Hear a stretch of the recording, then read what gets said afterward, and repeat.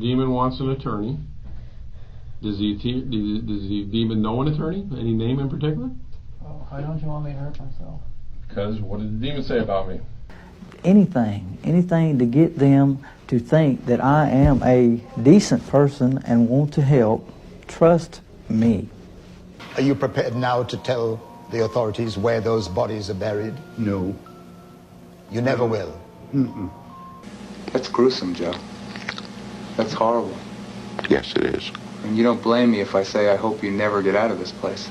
I hope I never do either. John Reed was one of the 7 witches tried in 1697 Scotland. When he was caught, persecutors found that he had a mark on his loin. John said that the devil had nipped him there and that it indeed was a witch's mark. John also confessed that he was in service with the devil. The devil promised him wealth and abundance, but in return, John belonged to the devil. But John revealed that the devil broke his promise and never did anything he said he was going to do. On top of that, John admitted to attending a number of meetings with other witches. He also admitted that he was responsible for the torment of Christian Shaw. Christian was an 11-year-old who claimed she encountered a pack of witches who then bullied her and stole her milk. He also admitted that they all drowned her in the local well. As a result of his confession, it was very clear that he was a witch and he was locked away in a cell. The next day though, he was found dead. He had hung himself in his cell with his own scarf. It was believed that this was the devil's work. The devil convinced him to take his own life because John exposed him. Within the following weeks, the other witches close to John took their own lives in their cell as well. Again, it's thought that the devil possessed them and killed them off one by one because he was pissed with them.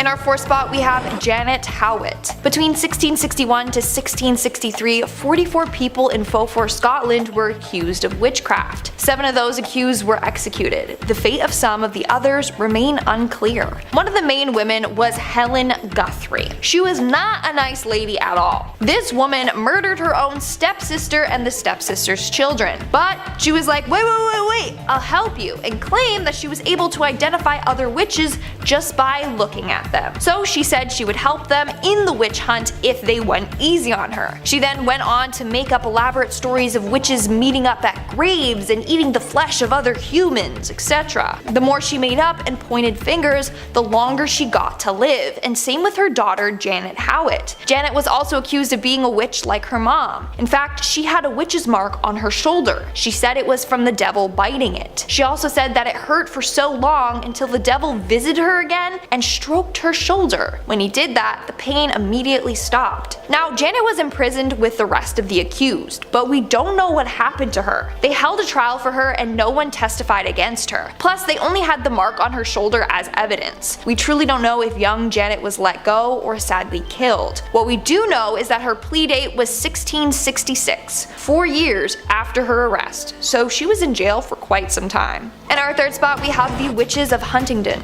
The Witches of Huntington were several individuals in the UK who were found guilty of witchcraft. First, we have Elizabeth Weed. Apparently one night, 3 spirits came to her and told her to renounce God and make a blood pact with the devil. So she listened, and that's what she did. John Winnick also did the same, but only agreed to if the spirits would help him out financially. Others, including John Clark Jr., were also visited by these spirits and decided to also renounce God and make a deal with the devil. Out of the 9 people accused, 5 were found guilty and hanged. Well, John Clark knew that they were going to search everyone's body for their witch's mark, which they all had. So what did he do? He cut off his 3 days before he was searched. Literally gouged it out of his skin so that the mark was gone. But I'm kind of confused because wouldn't that create another mark?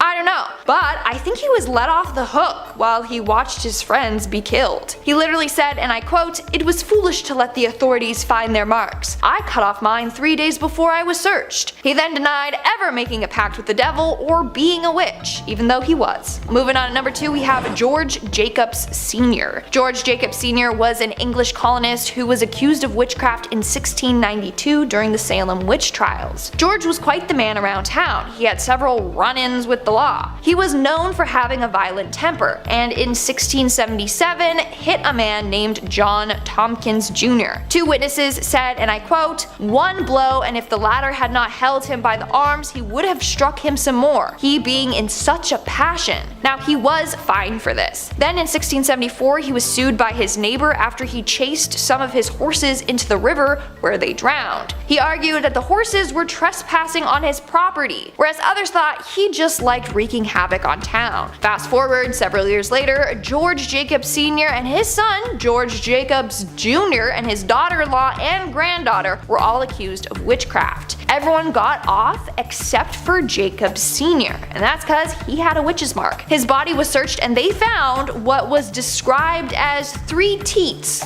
on Jacobs. It was thought that if a person had an extra nipple, that this was a sign that they were a witch. Why? Well, it was believed that the extra nipple or teat was from when the devil or some demons sucked the witch's blood as a form of nourishment. It was said that Jacob Sr. had 3 of them. One in his mouth, one on his right shoulder blade, and one on his hip. Now, they weren't actually nipples though, it was just a 1/4 inch long fleshy thing protruding from his skin with a sharp point. They proceeded to stick pins in each of them to see what would happen. This was called the witch pricker. Apparently, if you are pricked and you don't have a reaction to getting pricked and you don't bleed, then you are a witch. Well, when they pricked each teat, Jacobs never reacted to it and he didn't even bleed. So he was found guilty on August 5th, 1692 and was sentenced to be hanged along with the other witches. And in our number 1 spot we have Elspeth Reoch. Elspeth Reoch was an alleged witch in Scotland during the early 1600s. When she was 12 years old, she claimed that she was approached by 2 men. One was dressed in all black, the other in green tartan. The man in green told her that if she followed his instructions, that she would be able to obtain magical powers. He told her to boil an egg and use the condensation from cooking the egg and take it and rub it on her eyes with unwashed hands. Sounds like an eye infection to me. He said that this would give her the powers to see and know everything that she wanted. So she followed his instructions and bam, it actually worked. So now I kind of want to go home and try it. I don't know, maybe it will work. And she actually developed clairvoyant skills. When Elspeth was older, she was visited again by the men. This time it was only the man in black. He showed up in her room one night. He told her that he was neither dead nor alive, but trapped between heaven and earth. He also told her that to maintain her magic skills, she needed to act dumb. That way, no one would suspect a thing. They'd be like, she's not a witch, no, she's way too dumb to be one. Well, eventually she was caught. In fact, she got in way more trouble because of her acting dumb. They were all like, she's fully a witch, she tried to trick us, let's kill her. At her trial in March of 1616, she confessed to using her clairvoyant powers to spy on people, and she would also use magical spells to cure illnesses. Furthermore, when they inspected her body, they found a witch's mark. She had what appeared to be a scar in the shape of bite marks on her shoulder. Later she confessed that she was bit by the devil and that was the mark that he left. She was charged with witchcraft and deceiving locals by pretending she was mute. In the end, she was executed by strangulation before having her body burned. Number 5 on this list was Mao Zedong. Mao Zedong wanted China to become a superpower, but how he went about it wasn't the best. Loss of life to Mao Zedong really wasn't of much importance to him as long as the end goal was achieved. The BBC writes, Mao and other communist leaders set out to reshape Chinese society. Industry came under state ownership and China's farmers began to be organized into collectives. All opposition was ruthlessly suppressed. The Chinese initially received significant help from the Soviet Union, but relations soon began to cool.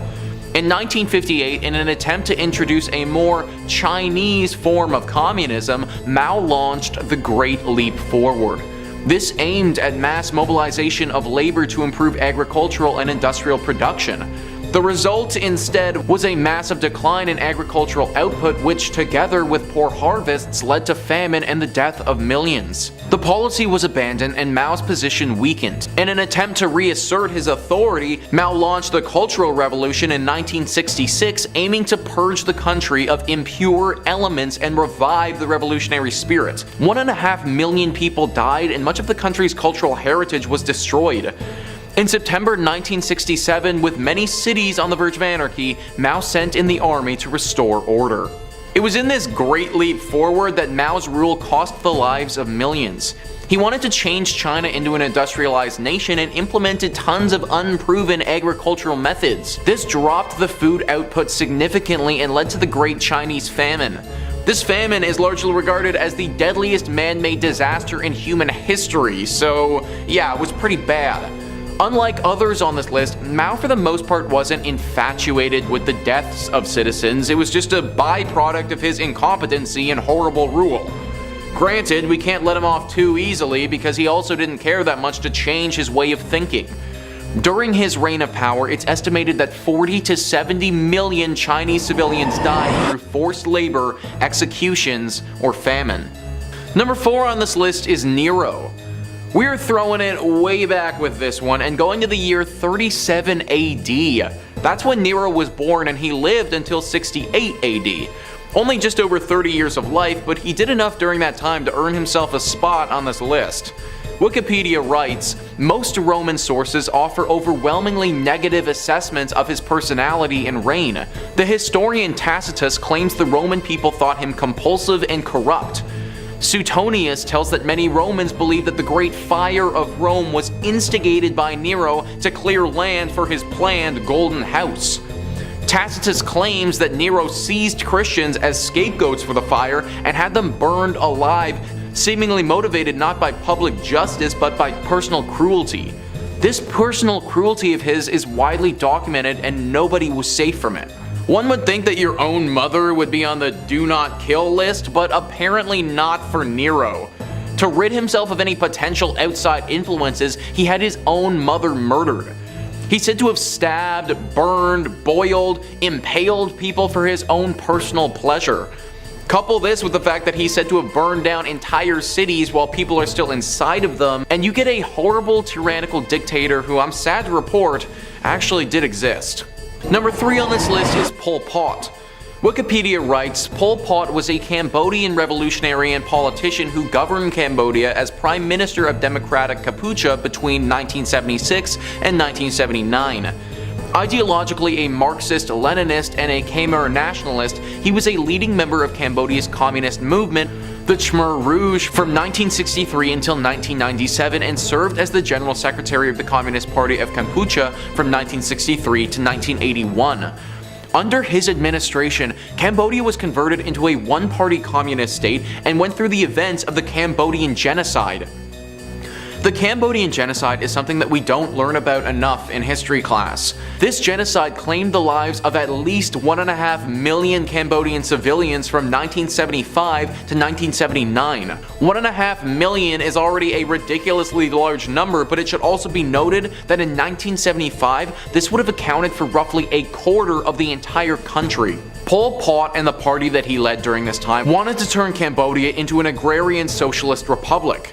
At the time, Mao Zedong was in charge of China and Pol Pot went to him for advice on how to make this a reality. To do this, he emptied out cities and forced people into labor camps where they were either executed or simply worked to death. Disease and malnutrition was also rampant in these camps and the quality of life was horrible. Money was abolished and everybody was forced to wear the exact same black clothing, stripping people of any sense of their individuality. This truly was a horrible time in Cambodian history and saw so many atrocities committed countrywide. It finally ended when the Vietnamese invaded Cambodia in 1979 and Pol Pot's government fell. He lived for roughly another 20 years though, finally dying in 1998. Number 2 on this list is Joseph Stalin. Ekharsh Merota writes, Joseph Stalin was dictator of the Soviet Union from 1922 till his death in 1953. As a young man, he was a robber and an assassin. For almost 30 years, he reigned with terror and violence in the Soviet Union. His decisions led to a famine that killed millions. Forget enemies, he even killed families of people who were fond of him. Under his rule, more than 1.5 million German women were assaulted, and in all, he easily killed over 20 million people. He once said, "One death is a tragedy, a million deaths is simply a statistic." Ironically, he was nominated for a Nobel Peace Prize in 1945 and 1948, and he died of a stroke in 1953. That famine that I just mentioned frankly does not get talked about nearly enough. Wikipedia writes, the Holodomor, also known as the Terror Famine or the Great Famine, was a famine in Soviet Ukraine from 1932 to 1933 that killed millions of Ukrainians. It was a large part of the wider Soviet famine of 1932-1933. The term Holodomor emphasizes the famine's man-made and allegedly intentional aspects such as rejection of outside aid, confiscation of all household foodstuffs, and restriction of population movement. As part of the wider Soviet famine of 1932-1933, which affected the major grain-producing areas of the country, millions of inhabitants of Ukraine, the majority of whom were ethnic Ukrainians, died of starvation in a peacetime catastrophe unprecedented in the history of Ukraine. Since 2006, this has been recognized by Ukrainians and 15 other countries as a genocide of the Ukrainian people carried out by the Soviet government. This was a famine that could have been prevented or dealt with, but just wasn't. It was actually intentional. There are reports of survivors who said that soldiers would come to their homes and specifically destroy any food that they had there for no reason. Stalin truly was void of emotion, and it's sad that a man like this actually existed. Coming in at number 5, Michael Taylor. It's 1974, Yorkshire, England. Michael Taylor, age 31, father of 5 and husband to Christine Taylor. Michael was a well-mannered and caring father and husband. Michael, like anyone, became depressed from a back injury, left him short on work and seeming a little odd and off. After seeking religious advice and a one-on-one session at a local church, Michael started having outbursts and acting aggressively. Puzzled, he sought one-on-one sessions which turned ugly. After apparently changing form and attacking Marie, a young religious leader helping Taylor and unable to remember anything, Michael and the church agreed that an exorcism was necessary. Father Peter Vincent and Reverend Raymond Smith met at St. Thomas and started. It got so violent, he was tied to the church floor. After hours in the middle of the night, the two had managed to exorcise more than 40 demons out of Michael, in which appeared around them as they exited. Violence continued, leaving only 3 demons remaining for the next day. After returning home from the first session, Michael was found now only hours later, naked, in the middle of the street, covered head to toe in blood. Michael had returned home, to which then his wife and family dog lay dead as the police arrived in the AM. His wife, missing her eyes, tongue, and skin from the front of her skull. The dog, torn limb from limb and spread around the home. He was arrested soon after for the death of his wife. Michael had this to say about his late wife in court, quote, "I am released. I am released. It is done. The evil in her has been destroyed." Yeah, that was definitely a vessel for him. He was acquitted on psychological conditions, and jury found that he met his breaking point during the exorcism that night. He was acquitted on insanity and remained in and out of facilities until he passed in 2013. Number 4, David Berkowitz. New York, 1976, and the police were busy on the search for a man shooting couples in the New York area, which had started to become a citywide phenomenon that summer. Brunette women with long hair frantically cut and dyed their hair blonde in fear. The .44 caliber killer was the title the press gave David in his earliest of assaults. After losing his job, David began to experience psychotic episodes and claimed that his neighbor's German Shepherd had begun talking to him and eventually explained to David that he was a demon. He took the name after the pet's owner, Sam. It was this dog who ordered the killings by David and claims that the pet coaxed David into killing. David used this summer to shoot 8 people, resulting in 6 lives and the stabbings of 2 others. Using his .44 caliber bulldog revolver, David sent police on a wild goose chase around New York City with handwritten letters, David mocking the detectives with cryptic messages. Some of them explain who Sam is, and some of them explain what Sam does. Some mock police, saying that they are never going to find or stop him. David was finally arrested just hours before his next planned victim's visit. He applauded police in their ability to stop him, in the back seat of the car, laughing and cheering. Although David pleaded not guilty to insanity and pleaded guilty, expressing that he was coaxed by the demon and that it demanded him to kill for hell, he was sentenced to 6 consecutive life sentences with parole after 25 years. During the mid-90s, he amended his confession and claimed that he had been a member of a violent satanic cult that orchestrated the incidents as ritual murder and pleaded guilty to stabbing and attempting to murder others before the shootings had even begun. His letters are public and spine-chilling. Check them out. Real Riddler stuff. Quote, "I am the monster. I am Beelzebub. I am the chubby behemoth. Police, let me haunt you with this. I'll be back. I'll be back. Yours in murder, Mr. Monster." Okay, his violent spree led the legal system to create a new law called Son of Sam's Law, designed to create criminals from financially profiting from the publicity created by their crimes, which at the time, he was basically a celebrity. He remains in prison to this day. Number 3, Herbert Mullin. 1970s again. At the exact same time, in the same area, police had 2 serial killers to keep up with, Herbert Mullin and Edmund Kemper. No relationship to each other or each other's cases. Mullin was a paranoid schizophrenic in and out of mental health facilities in California during his teens.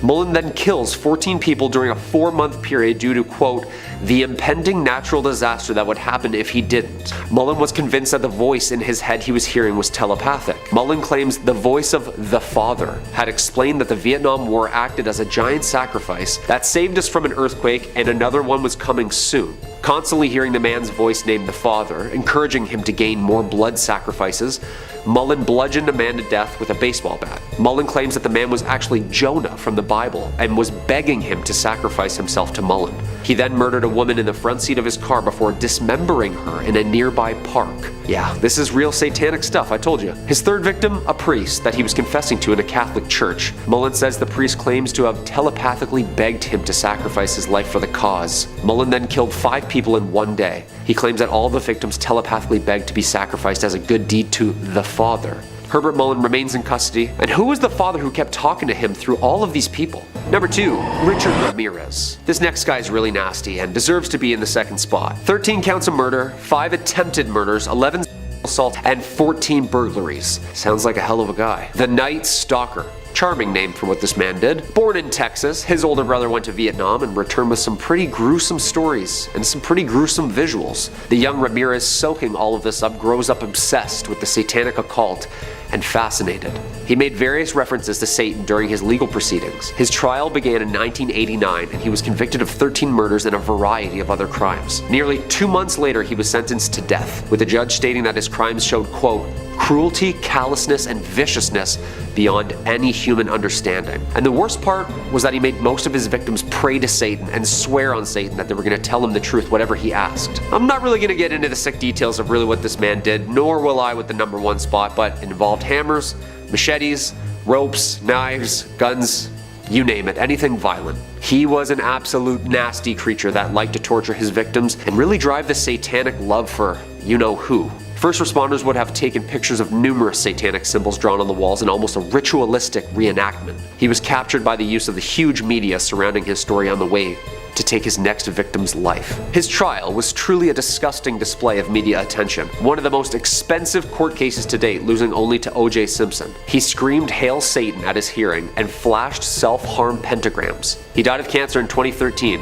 This guy must have signed some sort of book for you-know-who. Coming in at number 1, Charles Manson. Okay, so most of us are all familiar with this man and his famous case amongst American pop culture. Ramirez was said to have been a copycat of this man, and I can see why with all the satanicness. California in the late 1960s. A criminal, musician, and a victim of LSD studies, Charles Manson would go on to start and lead the Manson family cult. A small religious group with unclear motives but lost souls and a ton of drugs, and a father to now a family. In summer 1969, some of the cult members committed murders in LA. Apparently Manson had ordered his followers to kill the people who had lived at the address he had given them for their initiation. The murder of actress Sharon Tate and 4 others in her home on August 8th and 9th, including the La Biancas the next day. Another 2 victims. 4 members of the family committed the murders under Manson's instructions and satanic offering. Manson apparently heard voices that there was going to be a race war brought on by religious disputes, and that these killings were an offering to who exactly?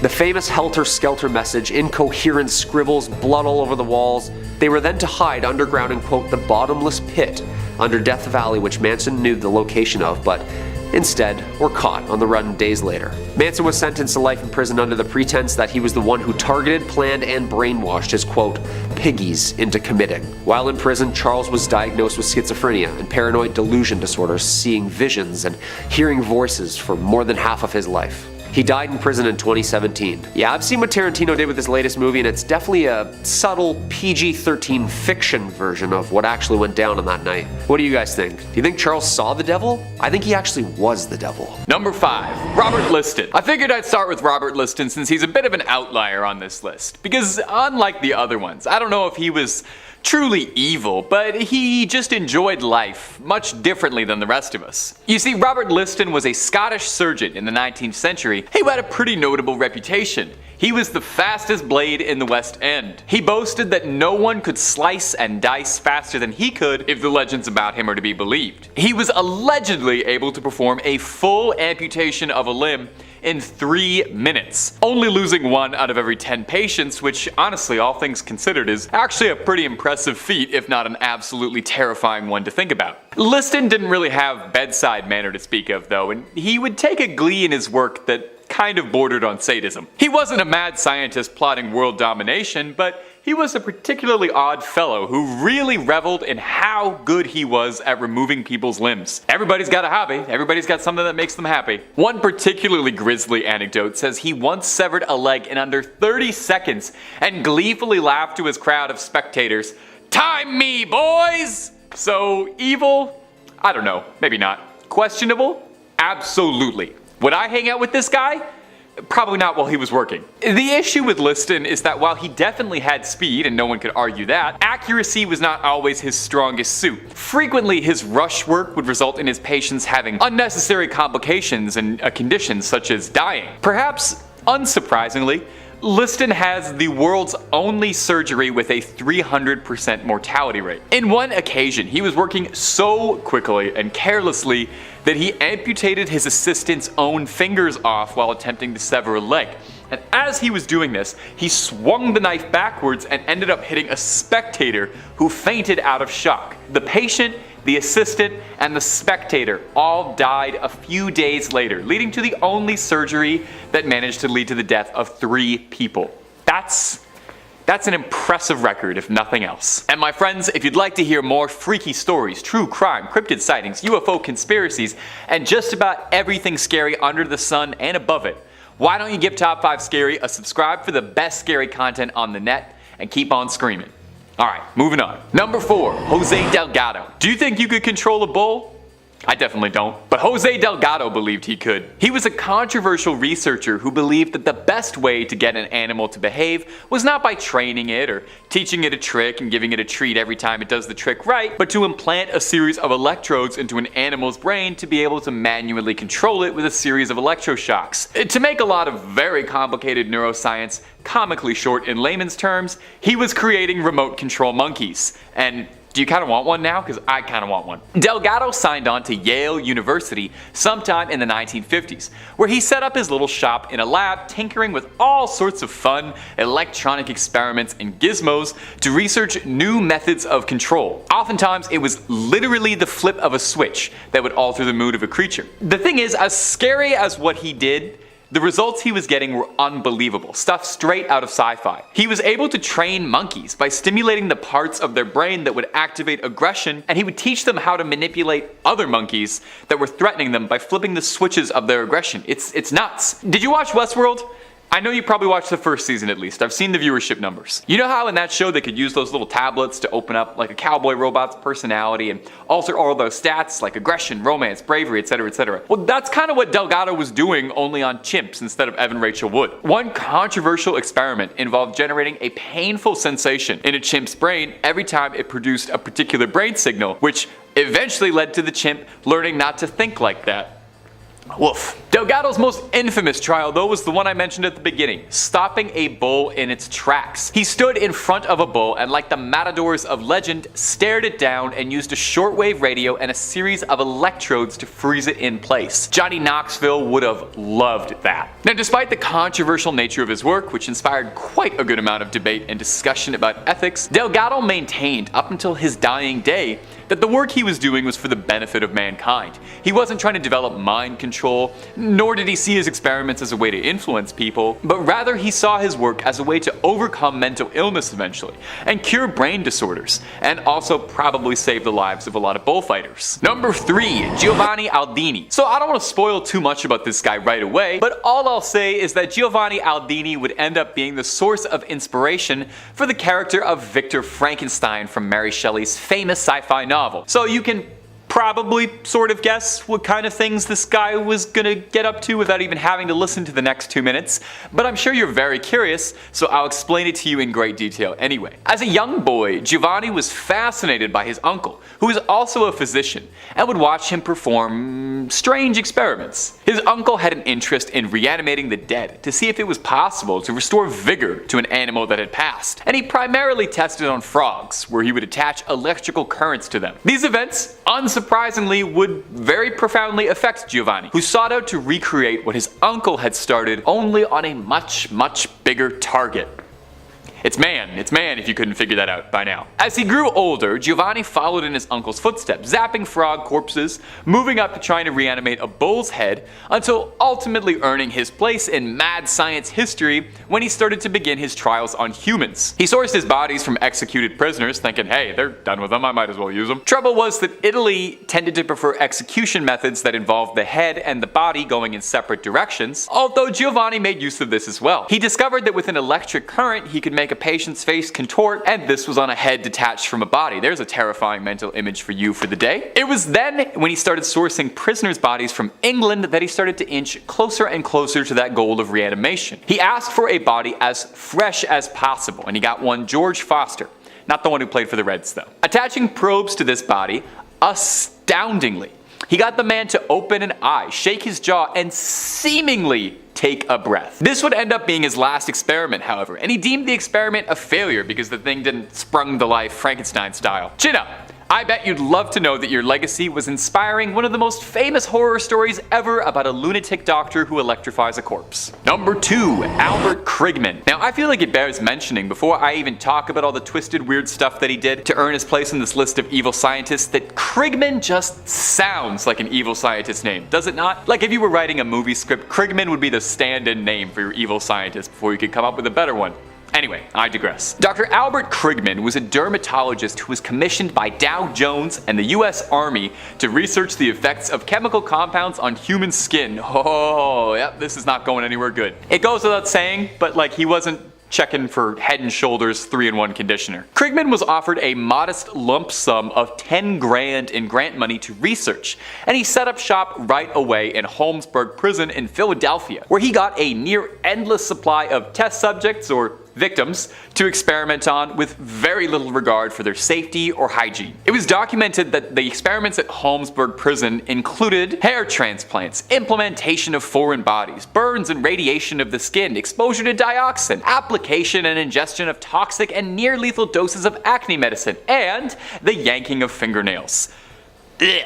I completely understand if you need a moment to just kind of catch yourself. And editors, I'm so sorry for the pictures you guys are looking at for this video. You guys work hard. Alright, let's get back to talking about stomach-churning evil done in the name of science. One of the main compounds Kligman researched that I listed off in that little list before was dioxin, the main ingredient of Agent Orange, the infamously evil chemical weapon the USA used during the Vietnam War. Inmates would be scarred, left sick with permanently disfiguring skin conditions leading to very painful side effects. Oftentimes too, many subjects were exposed to all sorts of contaminants and other infections from other conditions he was doing, other experiments he was doing. He did not keep a clean workspace. Kligman destroyed many of the notes from his research, but through testaments from his victims, we know the truth of what he got up to. While there were attempts to get justice after the fact for what the inmates experienced, Kligman himself lived to the age of 93 and never faced any sort of consequences whatsoever for his actions. In fact, the worst part is Kligman loved what he did. Take a listen to this spine-chilling real quote from a real scientist who was really hired by the US Army. All I saw before me were acres of skin. It was like a farmer seeing a fertile field for the first time. That sounds like it's from one of the Saw movies. Are you kidding me? Okay, moving on. Somehow there's a guy who tops this. And finally, number 1, Sidney Gottlieb. Unlike the other scientists on this list, where I would offer a little bit of leeway onto whether or not you could truly consider them to be vile and evil outright, or just, a bit morally flexible in the name of progress, I actually feel very decent taking a stance and saying Sidney Gottlieb was pure evil. Gottlieb was an American chemist and spy master who helmed the CIA's infamous MK Ultra program. Surely, if you've watched even 2 videos featuring me, you have heard me yell like a lunatic about the MK Ultra program. The CIA's very real, very well documented, very traceable mind control program that they were very really researching in the 60s and 70s. And this lovely son of a gun was behind most of it. Gottlieb is about as close to the pop culture definition of an evil scientist as you can get. He believed that there was a way to influence the human mind to ensure global domination for the United States. At the height of the Cold War, the CIA believed that China and Russia had advancements in mind control technology and they needed to catch up. Gottlieb was commissioned to run a series of experiments. Initially, the goal was to develop a truth serum. Gottlieb would experiment with just about every single illegal illicit substance you could on humans, most of the time without them knowing what he was doing. He tested on volunteers, prisoners, homeless, but most often people had no idea the nature of his experiments, and he tended to pick people who had nothing left and had a lot to gain. After months and months of this left him unsatisfied, he was granted extra powers and resources for his experiments, gaining the full funding of the US Army. The goal of MK Ultra was to develop techniques that would crush the human psyche to the point that it would admit anything. Wow. This included torment like electroshock, sensory and sleep deprivation, all kinds of illicit substances, physical and mental damage, and so much more we can't even talk about. Eventually, the program was officially disbanded, citing that it was difficult to control the human psyche in this way. Gottlieb would stick around, however, since he had a real taste for doing evil science, and would helm the CIA's Poison Research Division, looking into just about every way you could conceivably poison a human being, including one infamous poisoned cigar for one Fidel Castro. Gottlieb retired in relative obscurity, never seeing any justice for his work, and lived out his days quietly in Virginia, largely forgotten by history. Number 5. Julie Brown. Our first witch today on the list of which witch is Julie Brown, legendary voodoo priestess of the swamps. New Orleans is filled to bursting with 2 things: the most wondrous advancements in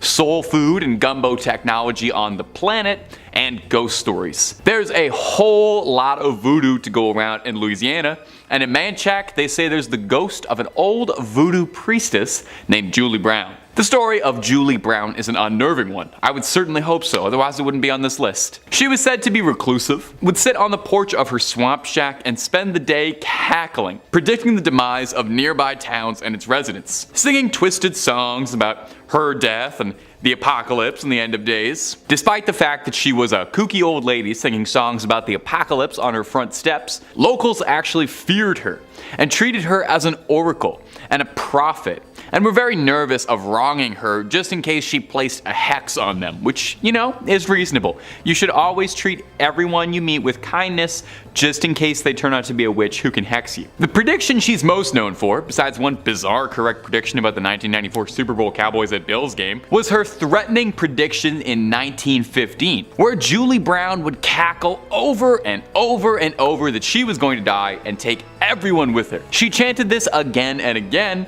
until her death. On her funeral, a hurricane hit the town, decimating 3 villages and taking countless lives. Julie is said to be buried in the swamp, and locals believe it was her spirit that caused the hurricane. And if you happen to be passing through Manchac, just pay your respects to Miss Julie Brown. Like I said, you never know what kind of secret somebody has. And if you're looking for more stories about witches, or really any kind of urban legend, Top 5 Scary has all of that and then some. I'm not kidding.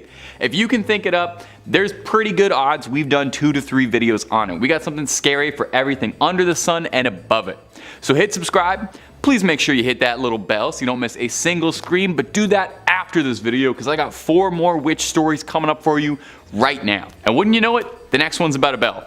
Number 4, the Bell Witch. In the 1800s, a farmer going by the name of John Bell moved his family to picturesque Adams, Tennessee, onto a beautiful 300-acre farm, little slice of American pie. Bell quickly became a figurehead of the community, respected by many, and became a local leader at the town church. For the Bell family, things were the brightest they've ever been. They were living the dream and ringing in good fortune. I was trying to make a Bell pun work there. There's probably a better one. Things wouldn't be good for long, and they'd find themselves in a nightmare shortly. By 1817, strange, inexplicable things started to occur all around the farmstead. John Bell found a strange animal on the farmstead, a mutant hybrid that resembled a grotesque mix between a dog and a rabbit. I know that sounds like it would be cute, but I think if you get the wrong parts of both, that's just going to turn out to be a very, very ugly animal. I think dog, rabbit ears, pretty cute. Maybe like dog, rabbit face, dog, rabbit body. I don't know. Mess. Anyway,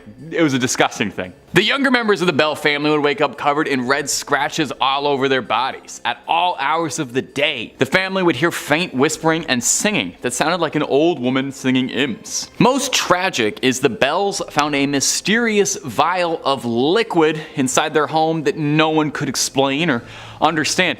Nervous about what it was, the Bells offered the mystery liquid to their cat, which passed almost immediately.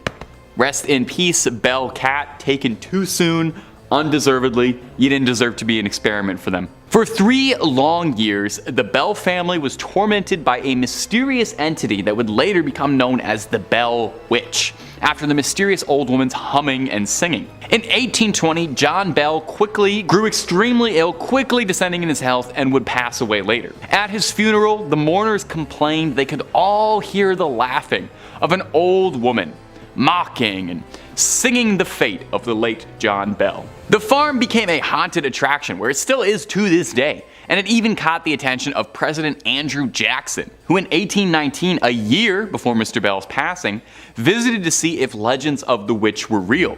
Allegedly. As soon as his carriage arrived at the property, the horses refused to budge anymore. The animals can always tell. Number 3, the Black Hag. Our next witch probably has the most impressive title out of any of them, the Black Hag. That is such a cool name for a witch to have. She resides in a church called, oh god. Let me try this. The Monastery. Oh. What, you want to throw that on screen for me? Monastery. How am I supposed to say that? This is the witch's curse. I don't even know about any witchy stuff she does. She tries to get you to say this evil word and then it curses your family.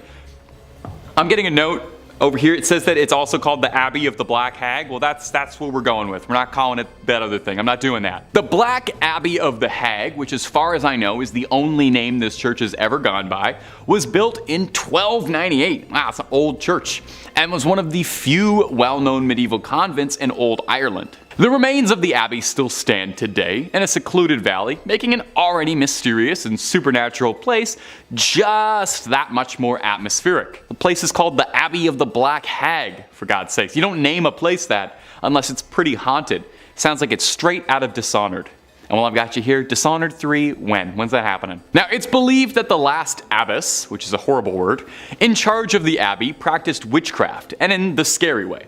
She brought death, misfortune to the surrounding areas. Pope Martin V condemned the abbey. He was not down for witches at all. Catholic Church don't play with witches. The accused witch left to live out in the damp, deserted abbey by herself, which she probably loved because that sounds scary. Over time, her skin blackened, her hair furled, and her soul twisted, leading to the place being named the Abbey of the Black Hag. And if you can believe this, there's actually more to this story. The Count and Countess of Desmond once called the abbey home when attempting to flee their attackers, where the Countess was fatally struck by an arrow and buried by her husband, but it would not be the end of the Countess. Sightings of a ghostly figure around the ruins of the abbey were common, eventually leading to someone digging up worn-out finger bones. And it's said now that a woman's panicked shrieking can be heard in the early hours around the abbey. Number 2, the Blair Witch. Perhaps one of the most pervasive witches in pop culture after the Wicked Witch of the West, the Scourge of Maryland, the Blair Witch. Perhaps you saw the very successful 1999 documentary regarding her legend, or maybe you saw one of the 2 middling sequels. According to legends, she haunts the Black Hills forest near the town of Berkowitz, Maryland. The local folklore states that in the 18th century, a woman named Ellie Kedward was accused of practicing witchcraft. She was chased and exiled out of the township of Blair and condemned to live in the woods, hence the Blair Witch. It's believed that she died out in the surrounding forests in the harsh winter of 1785, but it's also said that she placed a curse on the town moments before her death, vowing to seek revenge on the townspeople and their descendants for generations. And not to split hairs here, but that does actually kind of sound like she was a witch. I'm not saying it was justified in exiling a woman out of her town, just that placing a hex on a town definitely sounds like witchcraft, and I can understand where they were coming from. I'm just trying to understand the scenario, okay? I'm divorced from it. I'm not part of it. I'm just trying to understand it. From here, the legends of Kedward grew into the larger-than-life figure, the Blair Witch. Various disturbing events were attributed to the Blair Witch. Mysterious disappearances, people being lured away into the woods, supernatural phenomena, camera crews disappearing in forests, reports of finding strange hex bags in the surrounding woods filled with strange runes and symbols and remnants of people, hair, teeth, for her to perform wicked rituals. Now, it goes without saying, unless you firmly believed the marketing campaign of the 1999 film, the Blair Witch Project is obviously a movie. While they say it's based on the real story of Ellie Kedward, there is no record of a Blair Township ever having existed. Almost certainly, the Blair Witch's story is inspired in large swaths by the Bell Witch, who we talked about earlier. Although in a kind of unique case, back in the day when the Blair Witch did come out, its marketing was so effective, and in this sort of like pre-early internet area, there were several people who did think it was real. It was a cast of completely unknown actors by a team no one had ever heard of. And on some level, I don't know, maybe to get esoteric with it, what makes an urban legend real? Just us believing in it, right? Do you believe the other 4 stories I've told you more?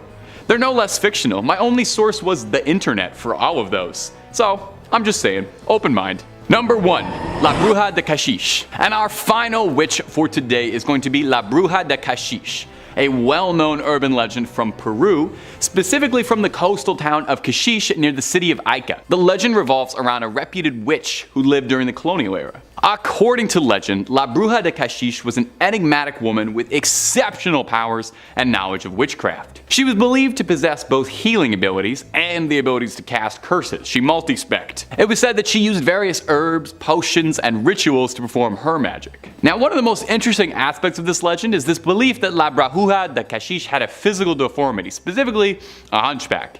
And if there's one thing we love in an urban legend, it's a bit of a physical deformity. It makes it that much more believable and scary. Because someone conventionally unattractive is way scarier than not. Don't blame me, blame our Western views on beauty. I didn't write them, I just perpetuate them. Over time, the legend of La Bruja de Cachiche became intertwined with the history and culture of the town of Cachiche. Local residents and visitors began associating certain landmarks and natural phenomena with their presence. For example, there's a famous gnarled and twisted tree called the Witch's Tree that is said to have been her gathering place. Today, Cachiche has embraced the legend of La Bruja de Cachiche as part of its heritage. The town has a statue of the witch, and there are various festivals and events dedicated to her, and I guarantee you no party goes even half as hard as a party celebrating a local witch. Oh my god, imagine the cauldron stew. The legend has also become a popular tourist attraction, drawing visitors who are interested in the occult, folklore, and statues. Number 5. Jose Delgado, the Mad Mind Controller. One of the more common mad scientist tropes is the desire to develop devices or formulas that will allow the scientist to control people's minds. The idea of so completely and irreversibly being under someone's control sounds so outlandish that many would be forgiven for writing such stories off as pure science fiction. However, not only have scientists made several attempts at this over the years, one made a frightening amount of progress. Enter Dr. Jose Manuel Rodriguez Delgado, who was one such scientist. Delgado spent years constructing a device that he called the stimuceiver, which was designed to allow him to control the minds of both animals and men. While doing research at Yale University, Delgado inserted electrode implants into the skulls and brains of several primates. He then used a remote-controlled device which paired with the implants and stimulated them with electricity, allowing him to force the primates to perform complicated movements. He also performed this experiment on a bull, who he got into the ring with. When the bull charged him, he used the device to cause the bull to stop at his will. Delgado hooked up 25 people to his device, and though he couldn't make them move how he wanted to, he was able to control the people's aggression levels. This was not enough for Delgado, as he wanted to achieve total control, once being quoted as saying, "Man does not have the right to develop his own mind. This kind of liberal orientation has great appeal. We must electrically control the brain. Someday, armies and generals will be controlled by electric stimulations to the brain. I don't know about you, but wishing to create an army of mind-controlled soldiers is taking it too far." Number 4. The real Frankenstein. In 1816, Mary Shelley, her lover Percy, her sister Claire, and her lover Lord Byron were having a competition to see who could tell the best scary story. The 18-year-old Shelley won the competition with her story, which she wrote down and anonymously published 2 years later, under the title Frankenstein or the Modern Prometheus, thus creating the genre of science fiction. Dr. Frankenstein and his creature would of course become icons of pop culture that are discussed to this very day. But what inspired the young writer to come up with her famous mad scientist? 3 figures come up a lot when this question is asked, making this entry a 3-for-1 special. The first and most obvious inspiration was a man named Johann Dippel, who was a scientist trying to crack the art of alchemy. He claimed that he had used alchemy to develop an oil called the elixir of life, which he believed could prevent death or bring the dead back to life. He was tried for heresy after several bizarre experiments on corpses, which he hoped would allow him to transfer souls between them. He lived near Darmstadt, Germany, in a castle that was called Castle Frankenstein. Another possible inspiration was Giovanni Aldini, who was the nephew of a scientist named Luigi Galvani. Aldini spent a large portion of his life defending his uncle's theories that electricity was the vital life force both science and alchemy were searching for. He did this by traveling across Europe and providing demonstrations as he hooked up the dead bodies of animals and the severed body parts of recently executed criminals to batteries and made them move. The convulsions caused by that much electricity traveling through a dead body gave the appearance of reanimation, and he shocked and delighted audiences. The next was a Scottish scientist named Andrew Urey, whose work drew international headlines around the time that Frankenstein was written. He believed that if the phrenic nerve were stimulated by electricity, he could bring the dead back to life, and he resolved to try this on the body of a convicted and executed murderer named Matthew Clydesdale. As he wrote of the experiment, when the supraorbital nerve was excited, every muscle in his countenance was simultaneously thrown into fearful action. Rage, horror, despair, anguish, and ghastly smiles united their hideous expressions in the murderer's face, surpassing far the wildest representations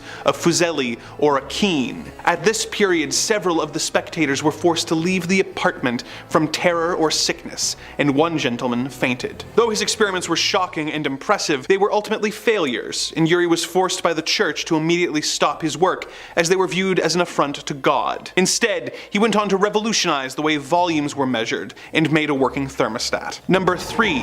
Vladimir Demikhov, the dog grafter. One of the more recent and disturbing fictional mad scientists to hit the silver screen is the one featured in The Human Centipede, who plans to sew 3 people together in order to create a new living co-joined creature that all share one digestive system. While explaining this to his victims, the scientist shows photos and refers to a previous experiment where he managed to sew 3 Rottweilers together. While this is disgusting, it is unfortunately not without precedent in real life. Though the mouth placement was thankfully not the same, it does share some similarities to the work of a real-life Soviet scientist, Vladimir Demikhov. Vladimir was a pioneer in the field of organ transplantation, and some of his groundbreaking work involved performing the transfer of vital organs between dogs. This was vital for the scientific and medical community's understanding of organ transplants, and has resulted in millions of lives being saved. But the work he moved on to in the 50s is when he took the whole thing too far. He decided that he wanted to take the entire thing further by creating a two-headed dog. He and his assistants attempted the experiment at least 24 times, with the 24th being the one that was most widely publicized, and the closest that anyone could really call a success. The operation took 3.5 hours, and by its conclusion, both of the dogs were still able to see, smell, and swallow. Although Shavka had no digestive system, and whatever she ate or drank simply exited her body via a tube that Vladimir had implanted. While one of his previous attempts had apparently survived a whole month, these two dogs mercifully lasted a much shorter amount of time, passing away 4 days after the surgery due to a nicked vein. Photos of the surgically connected dogs were published in Life magazine, and they are truly ghastly to behold. While this is bizarre, it was also needlessly cruel, as it had little to no scientific benefit, and the scientist had no end goal in mind when he did it, other than wondering if it was possible. Number 2. Fritz Haber, Dr. Poison. The German-born chemist Fritz Haber has a somewhat mixed legacy in the scientific community. On the one hand, his invention of the Weber-Bosch process allowed people to use nitrogen and hydrogen gas to synthesize ammonia, which was extremely important for the creation of large-scale fertilization. In fact, this Nobel Prize-winning method is used in 1/3 of all global food production, which feeds almost 50% of the world's population. Basically, without him, it would be impossible to feed as many of the people of Earth as we do. On the other hand, he was also a fierce German nationalist, and when the First World War broke out, he pioneered the development and usage of chlorine and other poisonous gases, to be used to break the deadlocks the Germans had been experiencing in trench warfare of the First World War. When asked about the moral implications of his work, he was quoted as saying, "Death is death by whatever means it is inflicted." Someone who felt he had gone too far with his creation was his wife, who after the first use of weaponized chlorine gas in 1915 walked into their garden with his old service pistol and ended her own life in protest. As a Jewish man, Haber was forced to resign his post when the Third Reich came to power in 1933. But his work on poison gases was still used by the Germans in the death camps in order to exterminate their prisoners. Fritz Haber changed the world with his first discovery, allowing us to feed millions of people who might otherwise have starved. But due to the prolific work on poison gases, he is more commonly remembered as the father of chemical warfare. Number 1. Shiro Ishii, the Professor of Pain. In World War II, Shiro Ishii was a member of Imperial Japan's medical corps who became inspired to pursue truly horrendous methods of germ warfare. Due to his status as an esteemed scientist and general, he was placed in charge of the Japanese government's bio and chemical warfare unit, known as Unit 71, despite the fact that the Geneva Convention had banned such means in 1925. Ishii insisted that the only way that Unit 71 could make meaningful scientific progress was to use civilians as test subjects. Men and women and children were subjected to Ishii's brutal experiments, which were written off as necessary acts in order to bolster the Japanese army and discover potential weaknesses in their enemies by discovering just how much the human body could handle before collapsing. While some prisoners were purposely infected with diseases before having their organs removed so Ishii could study the effects of the illness on the organs without having to factor in decomposition, others were intentionally given gangrene or frostbite, and some were vivisected while still alive, while others had limbs amputated and then reattached to the opposite sides. While he was far from the only person conducting cruel and unusual experiments on prisoners during the Second World War, the case could be made that he was the most insane of them. There is little doubt that he went leagues too far, with his methods not even coming close to being justified by their ends.